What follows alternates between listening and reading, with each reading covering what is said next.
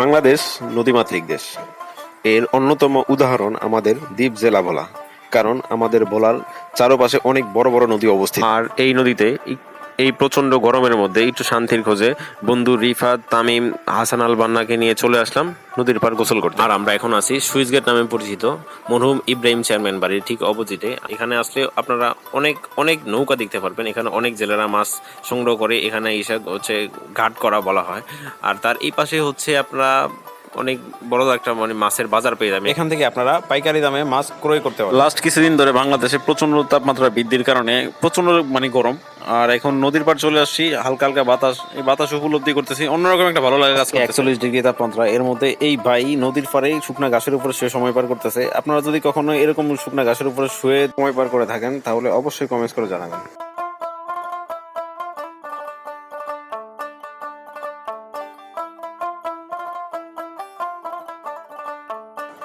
আর এই দুপুর বেলা এত রোদ গরমের মধ্যে নদীর পাড়ে এসে নদীর এই তীব্র বাতাসে শরীর শীতল হয়ে অন্যরকম এক ভালো লাগা কাজ করছে। আর সেই ভালো লাগা বন্ধুদের সাথে ভাগাভাগি করতে ভিডিওর মাধ্যমে ফ্রেন্ড মধ্যে নিলাম। Hello everyone, assalamu alaikum. Welcome to my Facebook page and welcome my another brand new video. And today video is super duper interesting hobe because I am too much excited because I'm here. This place is beautiful and এখানে আসছি দীর্ঘদিন পর যেহেতু একটা video make করবো, so দেখতে থাকুন। I think এই ভিডিওটা আপনাদের খুব বেশি ভালো লাগবে।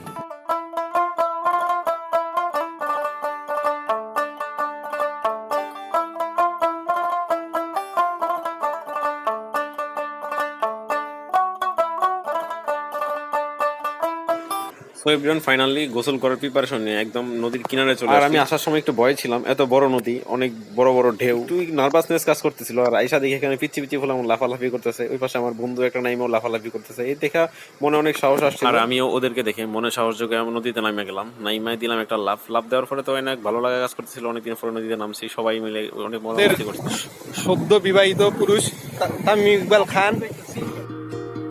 তোমাকে পাওয়ার কত আয়োজন, আহারে আহারে কত আয়োজন, তোমাকে পাওয়ার কত আয়োজন, আহারে আহারে কত আয়োজন। আর নদীতে থাকা অবস্থায় অনেক বড় ঢেউ আসতেছিল, এগুলো দেখে আমার খুব ভয় কাজ করতেছিল আর খুব ভালো লাগতেছিল, যেহেতু অনেকদিন পর এত বেশি পানির মধ্যে নামছি, অনেক বেশি এক্সাইটেড ছিল। আপনারা নদীতে গোসল করতে নামলে যদি এত বড় বড় ঢেউ থাকে অবশ্যই কাছাকাছি থাকার চেষ্টা করবেন, কারণ বেশি দূরে যাবেন না। এখন আমরা হচ্ছে অনেকদিন পর হচ্ছে এমন একটা নদীর ভিউতে আমরা গোসল করতেছি, আমার খুব ভালো লাগতেছে, আমি খুবই এক্সাইটেড। তো এই ফিলিংসটা আপনারা এখানে না আসলেও করতে পারবেন না, আমার খুব ভালো লাগতেছে। এর পাশে দেখতে যদিও মানে পানিগুলো অনেক কাদা তবে ব্যাপার না, ইটস ওকে।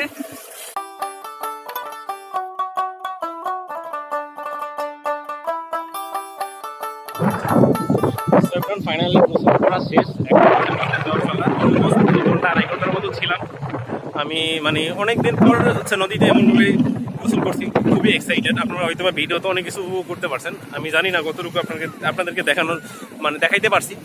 সো আজকের ভিডিওটা এই পর্যন্তই। এতক্ষণ ভিডিও দেখার জন্য অসংখ্য ধন্যবাদ। সবাই যদি ভিডিওটা ভালো লাগে অবশ্যই লাইক কমেন্ট শেয়ার করে দিবেন, এবং হচ্ছে আপনারা আমার রিকমেন্ড থাকবে সবাই হচ্ছে নদীতে এসে একটু গোসল করবেন, আপনাদের খুব বেশি ভালো লাগবে।